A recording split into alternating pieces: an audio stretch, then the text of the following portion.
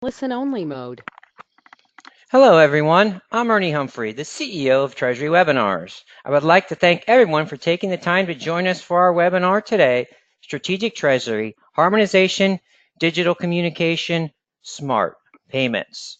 I would like to thank our webinar partner today, TIS, whose strong commitment to thought leadership helps us make this webinar possible today. In today's world, strategic treasury means looking at harmonization versus centralization in mitigating risk and improving internal controls, efficient and effective digital communication with banks, and leveraging technology that may go beyond a treasury management system. Today, we will discuss the theory and practical application of harmonization versus a centralization strategy in optimizing global cash management. This webinar will feature a case study for a leading global company that was able to create visibility into their complex global cash position, improve and harmonize payments, reporting, and bank account management processes via implementing a single bank-independent electronic banking system. They were able to improve compliance and reduce risk, enhance the centralization of cash management versus automatic pooling arrangements, and improve decision-making agility across the enterprise. Before we delve into the content, I'm going to offer a few quick words about Treasury webinars, cover a few housekeeping items, review our learning objectives as they represent our value proposition to you in investing your valuable time with us today, and then I'm going to introduce and welcome my esteemed co-speaker for today's webinar, Giancarlo Rodini. Treasury Webinars offers webinars designed to empower Treasury, accounts payable, and accounts receivable success at companies of all sizes across all industries. We only do what we do best, webinars. Now for the exciting housekeeping items. For those of you interested in receiving CTP credits for today's webinar, you'll have to answer all of our polling questions and remain on for the duration of our webinar. If you have any questions regarding CTP credit, please send an email to ernie@treasurywebinars.com. Again, that's Ernie@treasurywebinars.com. We'd love to hear from you today.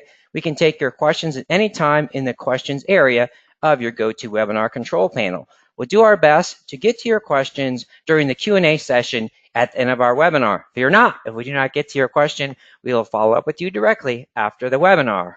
Finally, we appreciate your consideration in taking a short survey at the end of the webinar today, as we always strive to improve the ROI we offer our event attendees for their valuable time. Speaking of ROI, this learning objective slide represents our value proposition to you in spending an hour of your time with us today. After the webinar, we'd like you to understand current and emerging trends in cash management in the digital age, understand the importance of bank communications for effective cash management. And this has really changed. So I think this will be eye-opening for some of you. It certainly has been for me. I like to be able to assess the relative benefits of a centralized versus a decentralized versus a harmonized structure for cash management at your company. And finally, identify specific opportunities to improve cash management at your company. Before I go through our agenda today, I would like to welcome my friend, Giancarlo Dini, Senior Vice President at TIS, to the webinar. Giancarlo is responsible for global sales operations at TIS, Swift Partner Management, and TIS Global Partner Program. He's a domain and product expert in payments, bank connectivity, bank account management arenas, as well as SaaS services. He has a strong multicultural knowledge. He has been in the IT industry for over 20 years, gaining international experience in cash management, electronic banking, and strategic involvement in global payments factory projects for large multinational clients. Giancarlo, welcome to the webinar. It's a pleasure to have you, as always. Ernie, thank you very much. What a pleasure. Thank you. All right, now let's get to our agenda. So we'll start things off at a top level before we really dive down into the art of bank communication and the value that it offers in cash management optimization. So we'll start off with some treasury trends, which we call the cash management imperative. And then we'll dive into a discussion about cash management, centralization versus harmonization. I will share with you my experience as a treasury manager, but also my experience and what I've seen probably over the last almost 20 years in terms of how I've seen the ebb and flow of the centralization versus decentralization. And what we're seeing now, which I'd love to see, is harmonization, which I think is really facilitated by the advances in technology that we have. And then we'll talk about treasury connectivity, which we call the art of bank communication. That will be where Giancarlo offers his great expertise, and he will share with us what is truly a treasury transformation, the Attico success story. And this This case study is absolutely fascinating, and to me, I'm excited as a former Treasury practitioner. Then we'll wrap things up with our Q&A and some closing thoughts. So let's take a top level here. Just want to show the good news is that cash management and effective cash management and process optimization are top priorities for CFO. So that gives us the license, the attention, so our CFOs get it, which is awesome. So we have that built-in consensus. So what we see, top priorities, and those will not change this year: optimize cash management automation, process optimization, fraud risk, and cyber criminality risk management.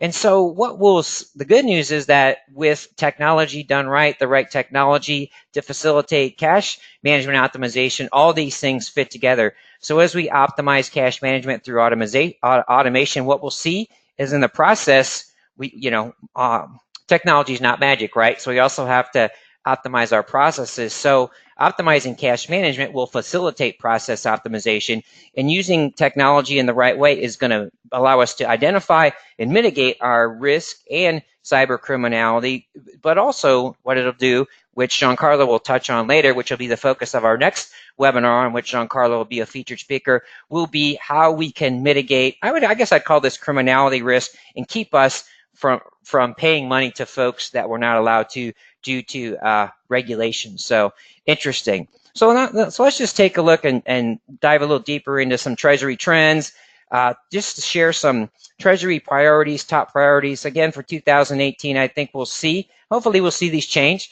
and I'll comment on why. So as always, we have cash forecasting. It was good to see Treasury management systems go from 5 to 3, but then what I'd like to see more is let's go down here, right? Operational efficiency, cybersecurity risk, and then bank relationship management. So let's rationalize those relationships. As we all know, those are difficult to manage, and we want to manage those bank fees. So the good news is, I think as we really nail Treasury management systems, we have that chosen correctly and optimized, that facilitates better cash forecasting, that facilitates operational efficiency, that facilitates cybersecurity and bank relationship management. Giancarlo, what are your thoughts here? Yeah, I think also I have to agree with you that the ranking of operational efficiency and cybersecurity is still a little bit low for me, because that's something that you may have your process in place, you may be able to see certain things happening, but the awareness you have to bring within your organization has to be increased by also external factors. So you have also internal security, so how your processes are built today, and make sure that the people are logically in place and are under control, but that efficiency has to grow better, because you can have the best, let's say, solution in place, but if you don't have a clear operational efficiency strategy, you may also not be able to manage the cash or the risk appropriately as you would like to. Thank you very much for your insights. I completely agree. Just another maybe point of color commentary here is just that as businesses become more complex, as we grow across borders, what we'll see, as Giancarlo mentioned, these things become more important, right? Operational efficiency, cybersecurity, bank relationship management. So the challenges that we have in Treasury and Finance, I look at them as opportunities. It really behooves us to focus on these down here. So we have to be ready for growth, right? So you need to be ready when your company is going over borders, changes your business strategy, and having a system in place that facilitates operational efficiency, cybersecurity. So I call this strategic agility, but also risk management agility. That's going to position your company well for growth, but it's also going to increase the value that you offer your company from Treasury and Finance. So let's look at some general trends in cash management on the technology side. It definitely offers us more options, but it also presents challenges. As I just mentioned, complexity is increasing, vulnerability to cybercrime is increasing, and then unfortunately, we still don't have a lot of the analysis options that we'd like to see. That's going to really allow us to own the cash conversion cycle, and a part of that is mitigating cost and maximizing the value of relationships on the payment side as well as the accounts receivable side. So again, we talked on this earlier. We want cybersecurity, and banks are moving more towards becoming IT companies, but we're still not there. And I don't think that's going to ever quite be the case. The good news is we've got some leading solutions that don't require banks to have IT companies. So for me, I'd like to see banks focus on what they do best, right? And you want best of breed in terms of managing your cash across the globe. And so what we're trying to see, which I like this because banks are looking to have be more trusted advisors, and part of that advisory capacity, I think, is to advise their clients to leverage the best technology, and when they don't have the best technology, just to do that. But this all goes around with rationalization of banks. So as we get more control over the communications and the visibility, we start to see the value that our banks are offering, and so it's going to be time for them to step up their game, I think, in terms of the value that they offer. So let's go ahead and get a little bit of the lay of the land here in terms of a few technology related topics. So first polling question I've launched asks you to share if you have a Treasury system besides Excel. Few options. Yes, you have an on-premise Treasury workstation. Yes, you have a cloud-based Treasury management system. Yes, you have a homegrown solution. Maybe other. Hopefully we don't get everybody another. And E is no. So a few quick reminders. I appreciate everyone's consideration in answering all of our polling questions here today. Those of you interested in receiving CTP credits for today's webinar, you'll have to answer all of our polling questions here today.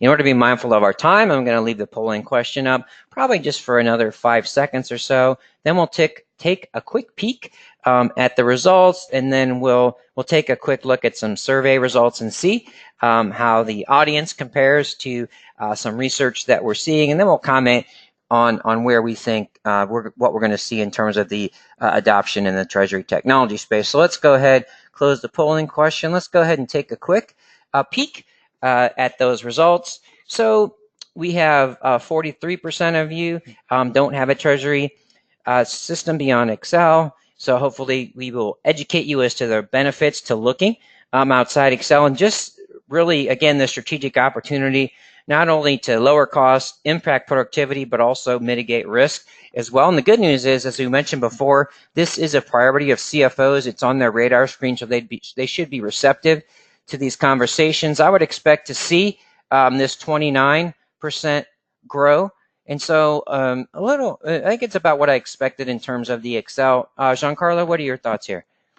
Well, it reminds me of the times when I was in Treasury myself, and actually I used to do everything with Excel, so I'm not surprised at all that many still don't have it, because it really depends on the needs. I mean, we meet many different customers from many different backgrounds, treasury analysts, and cash managers, etc. And some of them have got a very reduced number of needs, so they manage everything in Excel. But my dear colleagues, I can only assure you that there's a very high risk associated with not having a system in place, because what's lacking is obviously a workflow, a centralization, one place where everybody can see exactly the numbers. And Excel is a great tool, but you can easily miss a number or a comma, and then you will be up all night finding out why this comma is missing. So my recommendation is to go for those who answered B, to have a cloud-based system in place that will allow you to more efficiently achieve your results.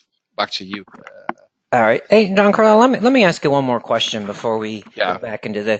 So, you mentioned that people have different needs of complexity. What would you say is the lowest hanging fruit for folks as they look for the value proposition there? What do you think are just things that just about every company, that's going to be kind of a building block for that business case? I think the most important element is to have control and visibility. I mean, managing the cash, managing the forecast. I'm reading a very interesting book about predictable revenue. Predictable means that you can predict well, and I would say it's obviously 70% of the predictability is relying on your own, let's say, analysis, and 30% is relying on software. So this is a predominant topic which I see across many different treasury, let's say, centers, with which I work together with, and remains the most complex topic, which is managing the cash in a predictable manner. Thank you so much. Yeah, I completely agree. I think what I still see a lot is on the visibility site, right? We say we can't manage, can't you see? And if you don't have the visibility, we always say you don't know what you don't know, right? So I think once you get that visibility, it really turns on the other parts of the value proposition because you really start to see those areas of opportunity. So thank you very much, Giancarlo, for your insights there. So let's just take a quick look. What we see here from some survey results, link here from the survey. If you'd like the presentation, let me know. Happy to share this with you from our friends at Strategic Treasure. They also have a lot of other really great benchmarking and survey data. So 34%, we had 29%. So 40% have a treasury system beyond Excel. So we were about 50%. So kudos to you. So just interesting to see. And as Giancarlo mentioned, I think what we'll start to see is more in this area here, and as we do a better job in my space of educating companies on that value proposition. So the good news again is this, we have the CFO's attention. So that's fantastic. So just to kind of dovetail on right what Giancarlo was talking about, as we look at cash management, of course, I like to keep things simple, but it's a different world. So let's just take a look, right? Here it is. We want visibility, and this is much harder to do, right, than you would think. So cash visibility, what does that mean? What happened, right? How long did it take to find out? When did it happen? How long did it take us to find out? And then this will facilitate what will happen. Cash forecasting. So let's take a look in the mirror and say, how long has it taken? What happened? When did it happen? What will it happen? And then in terms of that value proposition, you can start to see, boy, what are we doing here? We made it. What is the opportunity just to get more visibility? It's pretty easy to quantify that when you get that visibility in place. And then what I like to call control of cash, how and why did cash movements take place? And then again, how are we controlling those inflows and outflows, people, process, technology, authorization. So again, you can't manage what you can't see. You want that cash visibility, and we're always interested in that control of cash. So this is interesting. Again, some more data from Strategic Treasure. Also have some great resources on their website. So this is what I would like to see. Have visibility on a daily basis. I would like to see that be 100%. Right. I'm glad to see this 100%. We had a little dip here. But I think what we can see the dip there is probably because companies are more globally oriented. So I think that we saw that dip, but I would hope to see that, as we're becoming more complex, we need to get this, in theory to be 100%. We want to get as close as possible. And we'll talk about this later. And what that really means is having the bank connectivity that you need. So when I was in Treasury, we had to set up MT940s, and even with the bank platforms that we had, it just really wasn't a possibility. We couldn't communicate with our banks. There was just a huge inherent barrier to that. And we'll talk about this a little later. The good news is that now there's leading solutions that handle the communications with your bank. If they don't report, they take care of that for you. They manage all the formats. And so it's a different world. But again, I'd love to see this be 100%, but again, I think we can do better. So just some benchmarking there. You're not alone if you don't have this capability, but you need to get there, right? Your goal should be 100%. You should say, where are we at now, right? Where can we get to? What technology do we need to invest in? And then not having that visibility, what strategic opportunities does that cause us to lose? So that just dovetails into our next polling question, which I think will help us drive our discussion later in the webinar. So what tools are you using for your cash reporting? So maybe you have that visibility. So, okay, what are you doing with the information that you get? Select all these that apply, please. So to use a treasury management system, a workstation, Excel, ERP, bank portals, or other. Again, I appreciate everyone's consideration in answering all of our polling questions here today. Want to remind you that we can take your questions in the questions area of your GoToWebinar control panel. You have a unique opportunity to tap the expertise of Giancarlo. Giancarlo has been going across the globe for probably the past 4 or 5 years, all across the globe, even for us in the US. And so it's a great opportunity for you to tap Giancarlo's expertise. So please take advantage of that opportunity. So let me go ahead and give you a few more seconds here. Then we'll take a quick look here at the polling results. Okay. So of course, I mean, I think, what I would expect to see is that almost everyone is still using Excel. So if we looked at didn't go beyond Excel, we had 40%. So we would expect it. So it's pretty in line actually. 30% said they had more than Excel. So they're still not using Excel in addition to their solution. That means you have a fantastic solution in my mind. So congratulations. So this is what I expected. I don't know. The 55% bank portals. I think that's a little bit higher than I would have expected. I think we're going to see less reliance on that. Giancarlo, have any thoughts here? Yeah. Yeah, I think it's makes sense that most of them are using Excel today because cash reporting can be also depending on the kind of consolidation you're carrying out. So Right. a lot of it's done in Excel, and sometimes you have different workstations for different systems, and you're collecting information from different banking portals, and these banking Right. portals provide you data in a certain way, which is very difficult to consolidate. And later on, we will see how this complexity was resolved using the platform we offer. And that's the reason why I think that, yes, there's a high number of bank portals. I was expecting less, but it goes to show that still the need of bank portals is there to look at the cash, which is actually a pity because it would be better to have this automated in a central place. All right, thank you very much. So let's take a look at how we survey results. Again, some information from our friends at Strategic Treasurers. So we had 81%, so we were at 70%, not too far off. So 50% at Bank Portal, so that was pretty much in line. So again, just the delve on the comment, just that it's still fairly complex in theory, but the good news is practice is better than theory for once, right? So there's actually systems out there that allow us to have that one point of contact and take away a lot of the complexity. So before we delve into our next topic, I'm going to ask you to share with me before we get into our conversation about centralization and decentralization and harmonization, asking you to share with us which of the following best describes the current cash management environment at your company. You're totally decentralized, you're somewhat decentralized, you're somewhat centralized, or you are, I would say, almost entirely centralized. So just a few comments here. Once again, I appreciate everyone's consideration in answering all of our polling questions here today.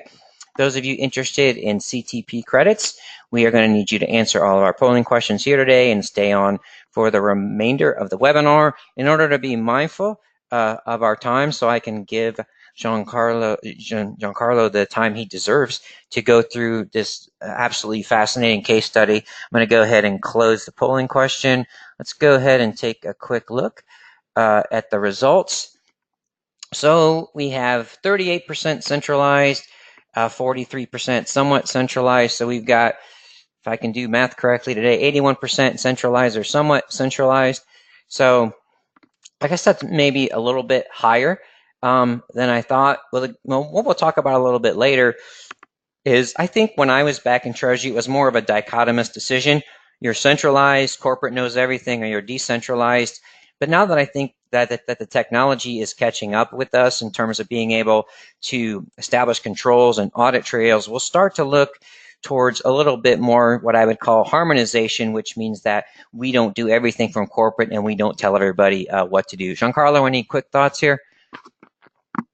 Yeah, I find that actually quite interesting that most of them have answers somewhat centralized, and still there's a lot of use of Excel. So there's a relationship, I think, between the centralized and somewhat centralized. So there is a tendency to improve this process, but I think there's still a lack of, let's say, workflow agreement between who does what in a centralized manner and how the responsibility is split into the decentralized process. So I think there are still some room for improvement, but it's a good sign. I think it's a good sign. Thank you very much. So let me give you a little bit of a, I'm going to go back in time, date myself a little bit.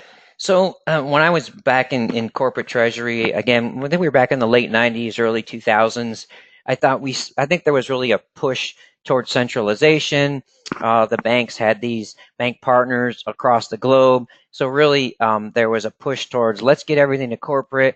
Corporate knows everything. We need to control everything. The people overseas, we can tell them what to do. We need to take that control in order to have the auditability and audit trail. We need to be able to say we have control of cash, right? But then I think as we started to migrate toward into the 2000 a little bit more, there was a lot of companies that were going global, becoming more complex. They realized it wasn't really possible, so there was a little bit more of an appetite for this decentralization. And then what happened in 2008? Oop, financial crisis. Oh, we need centralization. We have to have that control, right? We need to know exactly what's going on, our risk exposures to all the banks overseas. We want to get that in-house. We got to really protect our assets and pay more attention to that. And I think what we're seeing now is we're starting to see, I'll talk about in a few moments, is that we're starting to see a consideration of maybe it's not a dichotomous debate. So let's, instead of saying centralization, let's look at harmonization, and that might be a step. We might go decentralization, harmonization, centralization, where harmonization means let's look at where it makes sense for our subsidiaries and business units to manage these payments, to manage these relationships, and we can still have that visibility, separation of duties, and also, guess what? They might have some practices that are better than we know in corporate. They may have some insights. So we may want to take some best practices from our decentralized partners and move them up to corporate, so we're not just pushing down.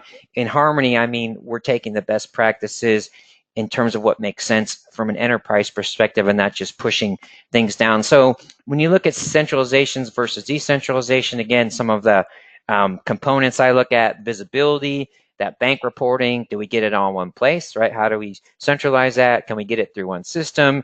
And when I was in Treasury, it would take me, I can't even tell you how many days to get bank reporting from our subsidiaries all over the world. And then the keys are control and governance. Control: where are you affecting payments? Does it have to go to corporate? Does the CFO have to push the button? Does the treasurer have to push the button?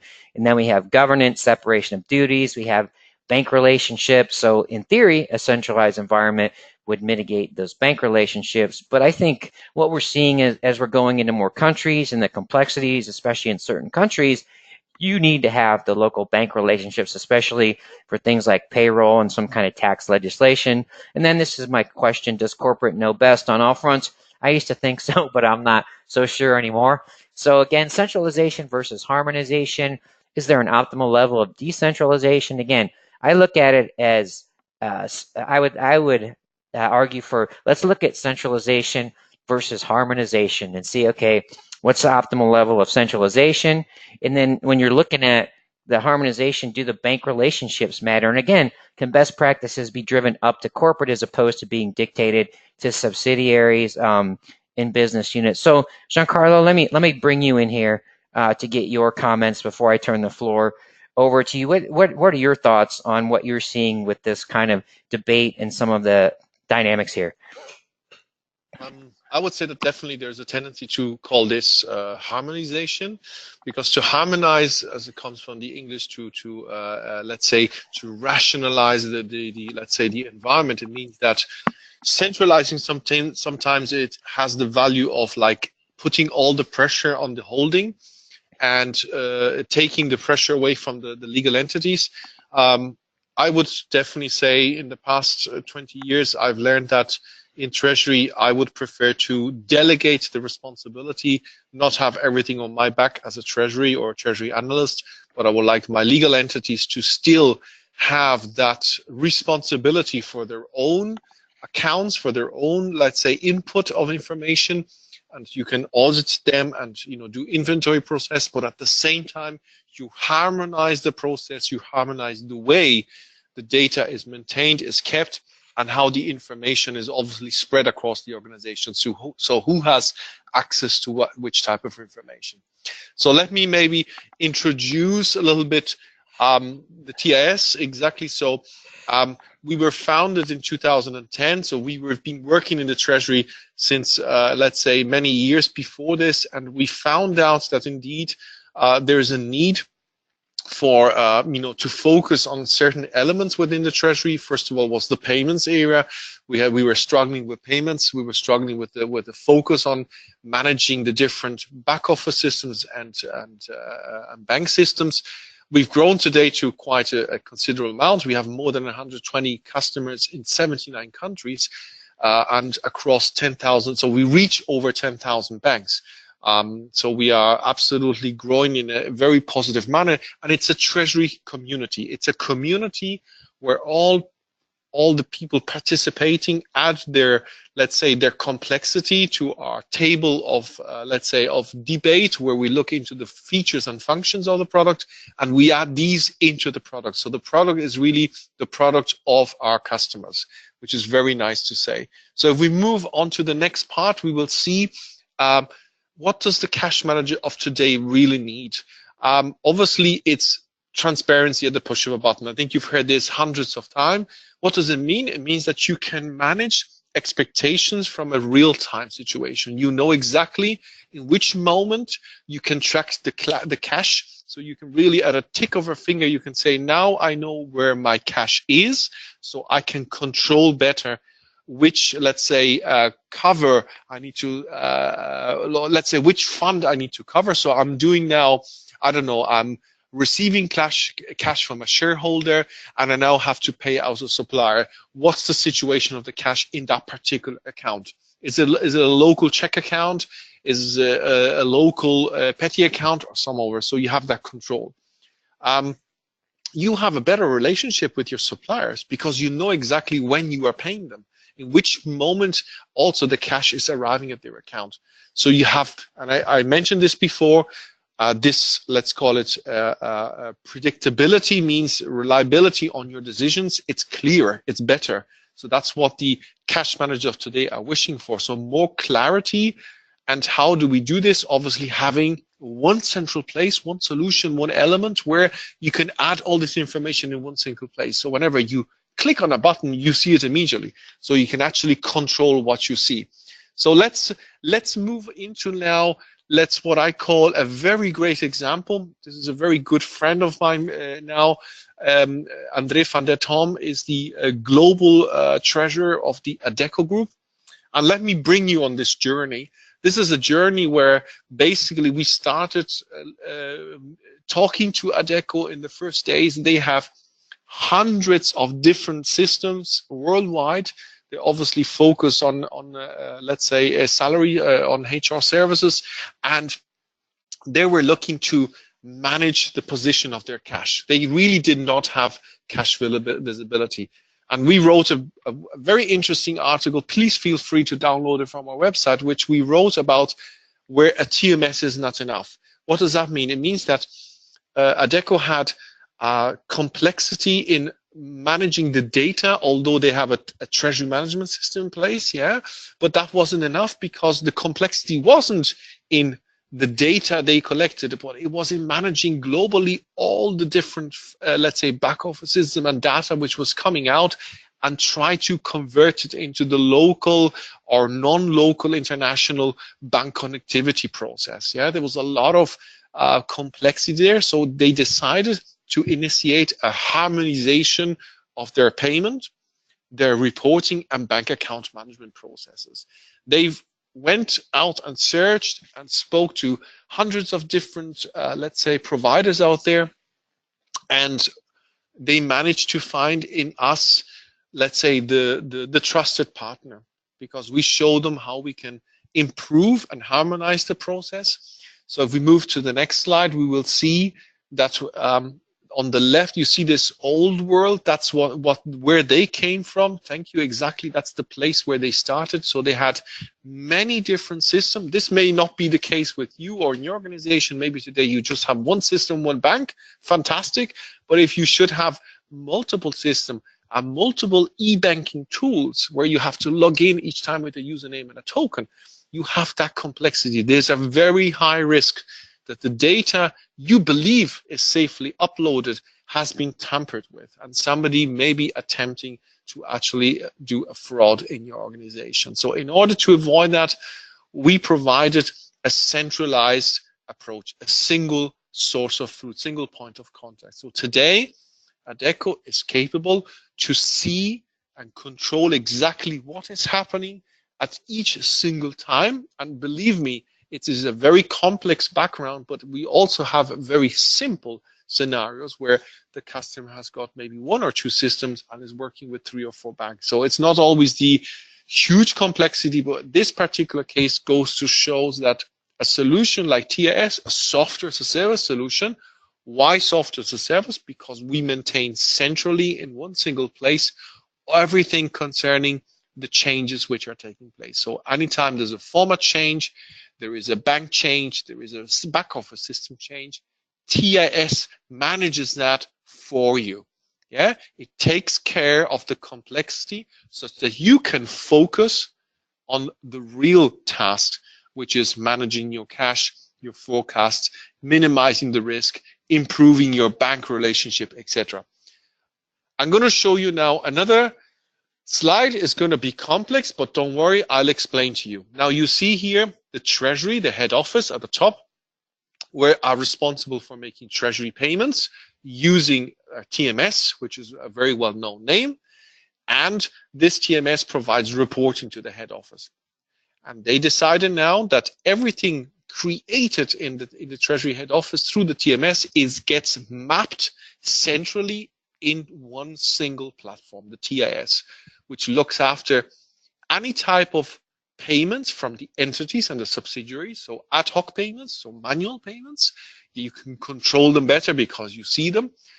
They have hundreds of ERP systems, so all the payroll files coming from there in the local format, and you can imagine what local format means, in more than 80 countries worldwide.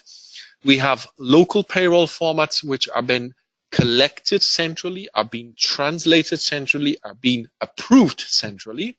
And what's the outcome? Of course, we let's say, harmonize also the format. We go from a multi-back office format into one single payment file format. And we use this globally today in more than 80 countries. Of course, in the US, we support the ACH, the wire, etc., all of the local flavors, but also we try and manage this through the different formats. What else do we have here? Well, of course, we manage all the bank connections, so we can intelligently find out which is the best way to go to the bank, which is the best road to follow. Is it the direct connection? Is it the one, high volume countries use the direct connection, the medium volume countries, because of the, let's say, exotic location, we go via SWIFT, and the low volume countries with maybe we have multi-bank MT101s, for example, because of the complexity there, or because it's a high value, low volume treasury payments. So, any type of complexity is managed centrally. So what happens is, as you can see here clearly, that any flow going from the back office to the bank or receiving, remember, we receive all of the statements, the status reporting, everything is, let's say, consolidated already. So we provide you with the consolidation. And this is exactly the challenge that I had myself in Treasury, consolidating data. It was one of the biggest challenge. And we used to do this manually, day after day. And that's exactly what today the future of the cash management is about. It's about managing that complexity at all different levels. And let's remember what we are talking today. It's about strategic treasury processes, harmonization, digital communication, and obviously smart payments. What that's about, smart payments means a smarter way to produce the payment. Now, what's important here is, and we don't see it in this picture, but we will see it into the next one, it's about how do you proceed with approval. Because today you may be using different e-banking tools. So what we did, guess what? We found out that there is a standard way to approve across different markets and different departments with different, let's say, users and providers and specialists. So here we see a great example. You have somebody who automatically gets notified of a verification or approval of a certain data. There is also an additional feature here not clearly highlighted. It's the fact that the verification is also done by a compliance officer. So we have a sanction screening, which takes place in the case the name of the beneficiary hit one of those blacklists, and then there's a verification with compliance officer. If it's verified, it then goes on to the first and second approval. And if somebody enters something manual, so a manual payment, there is a manual creation of a payment. And this gets also verified, and then there is the approval of the first and second approval. This is how, coming from a highly complex process, Adecco managed to standardize the authorization. It took some time. We did many workshops together to try and find out what is the current status and how could we move to this. But this is now standardized across the whole organization. That helps incredibly to have better control also over the approvers. Approvers, remember, is somebody who has the possibility to sign a payment to a certain amount. And usually these details are kept in the online banking systems. So if somebody leaves, it's very difficult to know who exactly has left the company and who hasn't, because the bank may say, yes, we've taken away, but actually didn't happen. So compliance is a very important topic. Don't forget to manage the compliance. You need strong governance within the organization. So rolling out this, let's say, process took some time, of course. There was one entity which showed the other entities, and then, slowly we created a package where basically we were telling, let's say, the legal entities how to proceed. This was an integrated solution with the back office system, because that's the challenge, yeah? Managing the decentralized cash position, managing the forecast, managing the collection of statements, etc. So we presented this internally together with the global treasury or the local treasury, the different advantages of moving from today, the classical approach using Excel, to a digitalized future using a software as a service solution like TIS. So let's have a look at the key success factors. So what happened? Well, first of all, the important thing to take into consideration is obviously change management and expectation management, because people are usually don't like change. We all know this, yeah? We all know our jobs. We come in the morning, we do our job, and we know exactly how it works, etc. And all of a sudden somebody comes and says, hey, you know what? We're going to change everything we do. So manage the change very carefully. Bring the idea first into your organization. Make sure you have the stakeholders who are supporting your idea, and we will also help you there. So you need strong involvement from internal control. So who has the internal control? From the compliance and from the IT security. And trust me, we will also show you how to do this. We've done this ourselves as treasurers or assistant treasurers. We did this ourselves, so we know how to help you there. Especially with Ernie and myself, we have many years experience. Please ask us. We can really guide you and provide you with the right kind of guidance. The second point, which is very important, is the strong business, finance, and treasury governance. So this is a key element. If you want to be successful in this, you need to make sure that there is a strong use case where the business, the finance, and the treasury governance is part of this business case. That allows you to obviously improve the expectation management of the result of this process. And last but not least, it's obviously the approach, the process, the end-to-end process approach, how you let's say, make the blueprint within the organization that the stakeholders accept it, and have that you have the final approval from all the people involved.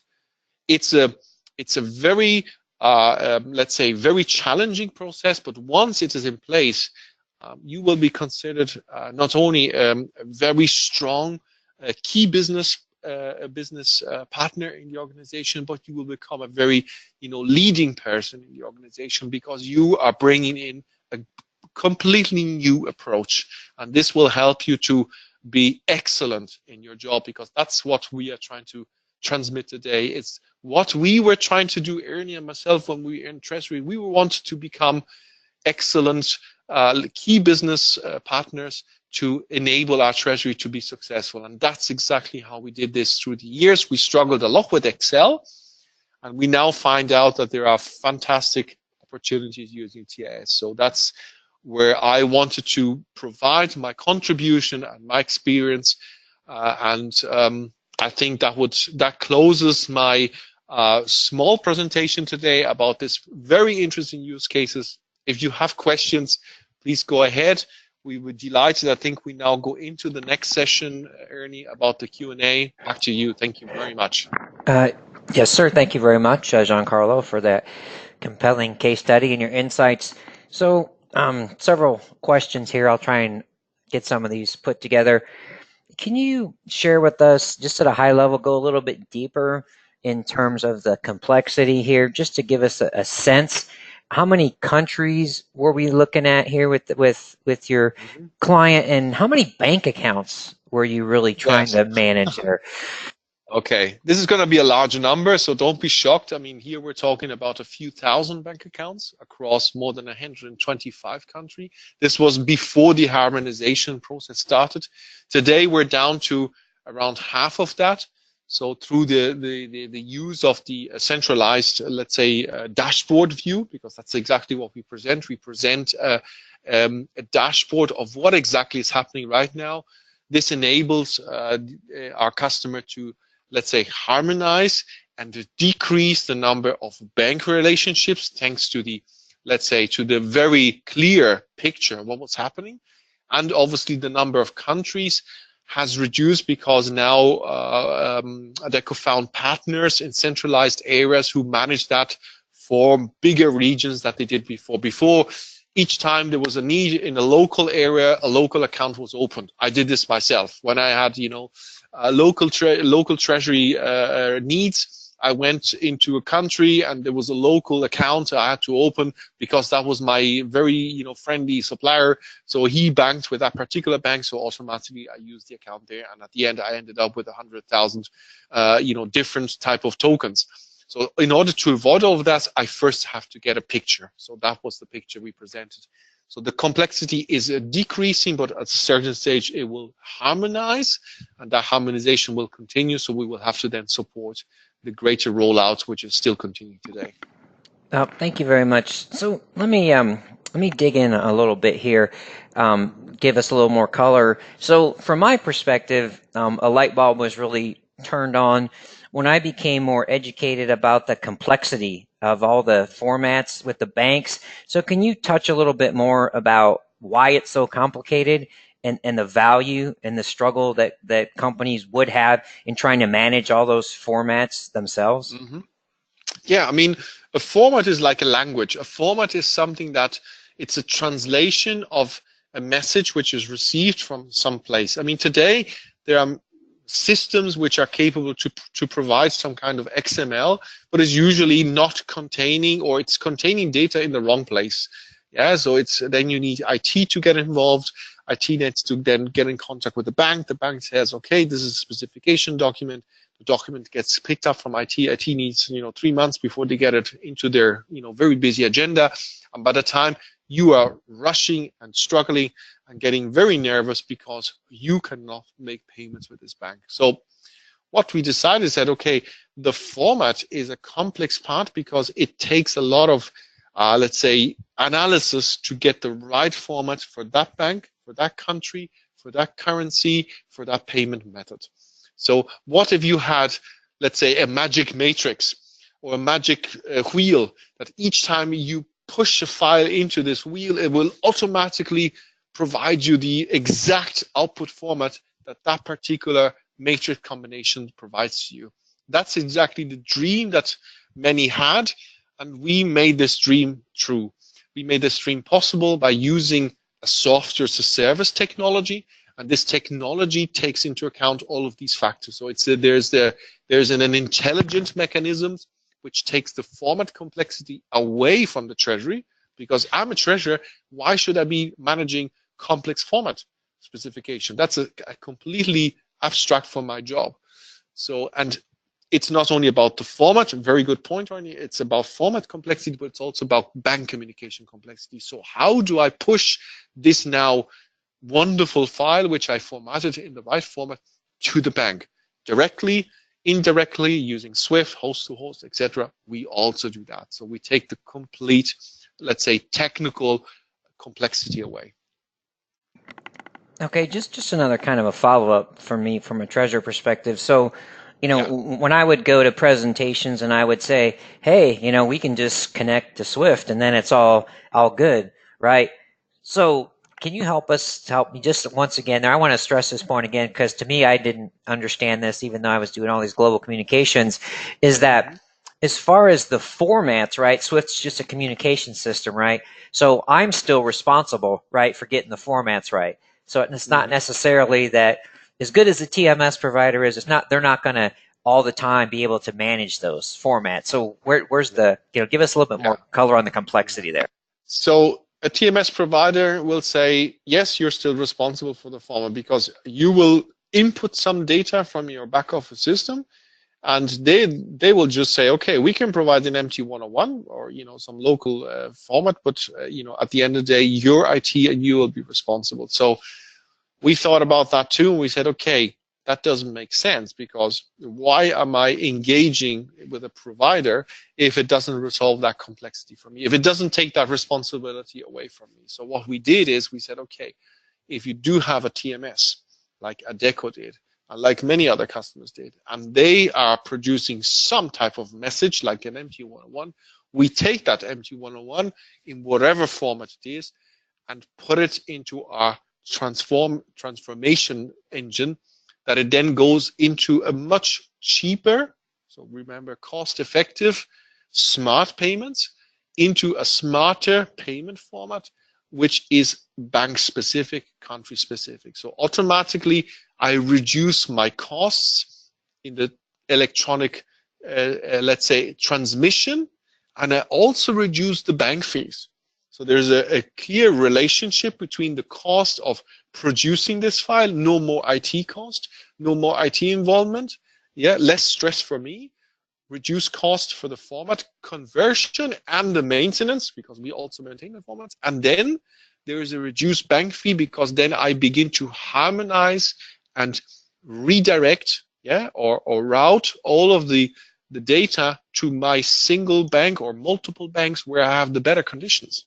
So automatically there's a double win-win situation, going away from a provider who doesn't support me to one who takes complete responsibility for you. Just to dovetail on your complete responsibility. So when I was in Treasury, I used to call myself the payments detective, right? Because I'd be like, where'd the money go? People, I didn't get the money. Well, how do I find out? So do you have like automatic notifications if there's an issue? How do the folks make sure that, okay, I push the button and it gets there and I don't have to worry about chasing it when it gets lost in that system there? Absolutely. That's exactly what we do. We keep you informed. So there is an automatic way of managing the type of information you want to know about. So if something went right, you will get a positive acknowledgement. If something went wrong, you will get an alert. So there are clear differentiation from the type of information you want to receive. An alert means that something has to be taken care of, or it is an alert about something has changed and it needs your attention. We will not tell you that, every single item which is going on. We will just keep you informed such that you can still focus on your treasury, let's say work, and at the same time, there's an automated mechanism in the background working for you, supporting you, helping you, managing that. And only the moment where we really, really, really need your input and your, let's say, your brain for a moment to switch away from your treasury focus, then we will tell you, hey, Ernie, look, there's 20 payments, 30 payments, 40 payments that need to be signed. Please log in here. We give you the link directly. Please log in and sign the payments, and then you can go back. And then if there's something wrong with the payments, then we will also let you know. If everything goes fine, you just get a, let's say, like when you order online for something, you just get a receipt or notification and everything went fine. That's what we call a status feedback. So you receive that you made your order, everything went fine. You just have a look, you say everything went fine, and trips, there you go. You can refocus back on your treasury. That's the point about it. Thank you very much. I have one final question for you. I appreciate you taking all of my questions. I know you very much enjoy it when I ask you questions. So, Wonderfully. I just wanted two things. One, can you give us a little bit more color? You mentioned compliance screening. Yes. So, and also along with compliance screening, what else are we looking for in terms of maybe functionality in 2019 and beyond?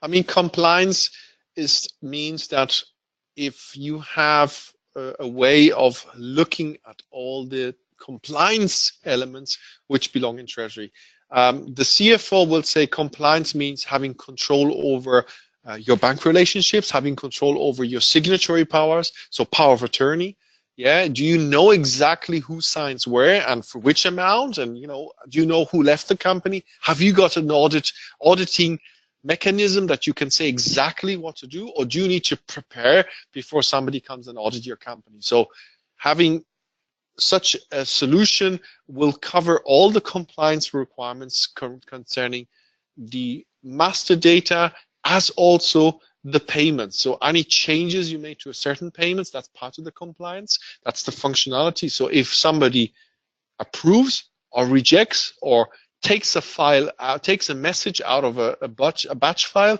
those are all compliance topics, because you need to be able to follow up what happened with that message, if it went to the bank or the bank refused it, etc. So there are lots of, let's say, compliance is a very large topic, because we could move it over even to transaction screening and say, okay, is the message compliant with sanction screening? Because sanctions fees today are very, very, very expensive. So you could pull that into the compliance umbrella, and under this umbrella, we cover many of these topics, actually all of these topics and beyond. Thank you very much for your patience with all of my questions. I've gone ahead and launched our final polling question as we make a few closing comments. So I'm going to go ahead and formally close our Q&A session. Again, I'll give you another opportunity, still have another moment or so, if you have any questions for us. I would like to once again thank Giancarlo for his great content and insights. So thank you very much. And I also want to thank our webinar partner, TIS. We appreciate and share their commitment to thought leadership, which is evident in the great content and resources they offer, which you can review by visiting the TIS website. And please note that right after the webinar closes, you have the opportunity to request to be connected with Giancarlo via our post-webinar survey that will launch immediately following the webinar. So finally, I would like to thank you, the audience, so much for your valuable time today. We appreciate each and every one of you. Again, thank you very much, everyone, and make the rest of your day great. Thank you. Bye-bye.